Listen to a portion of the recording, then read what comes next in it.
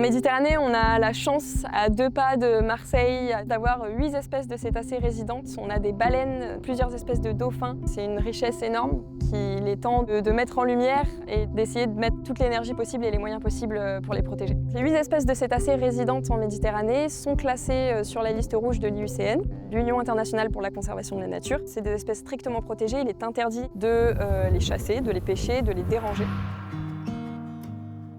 Je m'appelle Claire Rofiga et je suis chargée de gestion des données au sein de l'association Miraceti. Donc Miraceti, c'est une association reconnue d'intérêt général qui œuvre pour la connaissance et la conservation des cétacés en Méditerranée française. Nos actions, elles sont à plusieurs niveaux. On a d'abord des projets scientifiques qui nous permettent d'aller collecter des données en mer et de faire des analyses. Ensuite, on va agir aussi au niveau du grand public en faisant de la sensibilisation. On va faire aussi de la formation auprès des professionnels de la mer, des navigants par exemple, ou des opérateurs de whale watching. On va aussi faire de l'appui aux politiques publiques et de l'expertise auprès d'institutions. Aujourd'hui, on est sorti sur 3 sites pour premièrement collecter de la donnée sur les cétacés qui se trouvent dans la zone. Déjà, comprendre si la zone est fréquentée. L'objectif, c'est que ce soit un suivi régulier sur la zone qui nous permette de faire un état initial en fait, de la situation. Le grand dauphin, c'est une espèce qui est au top de la chaîne alimentaire. Et donc forcément, si cette espèce-là disparaît, ça va avoir un impact en cascade en fait, sur l'ensemble de la chaîne alimentaire.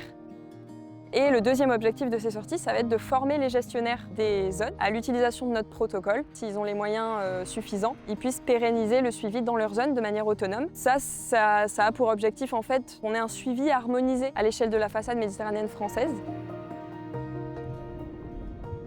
Les cétacés en Méditerranée et ailleurs dans le monde d'ailleurs, ils font face à beaucoup de menaces d'origine anthropique. Donc la première, ça va être la pollution sonore. Les cétacés sont des espèces qui ont besoin du son et qui pratiquent ce qu'on appelle l'écolocalisation, comme les chauves-souris. Donc c'est un sens qui leur permet de se repérer quand il n'y a plus de lumière en mer. C'est essentiel en fait dans leur cycle de vie pour communiquer entre individus, pour chasser, pour se reproduire.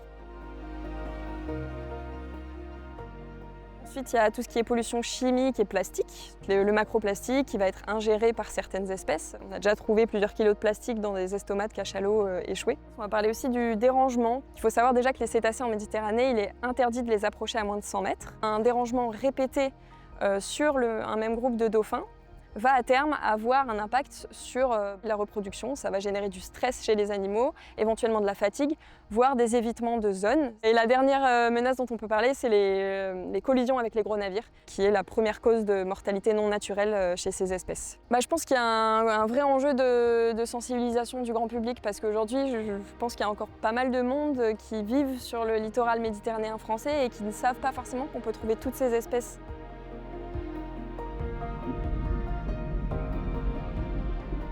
À partir du moment où on connaît un petit peu mieux notre environnement, ce qui nous entoure, on est plus à même, je pense, de le protéger. Les dons, ça nous aide beaucoup parce que ça nous demande quand même de passer énormément de temps en mer. On a besoin de mener des projets de sensibilisation pour valoriser aussi ces données-là et les valoriser aussi auprès des professionnels. Cet argent-là nous sert tout simplement à mener à bien nos projets et à terme à protéger mieux les cétacés.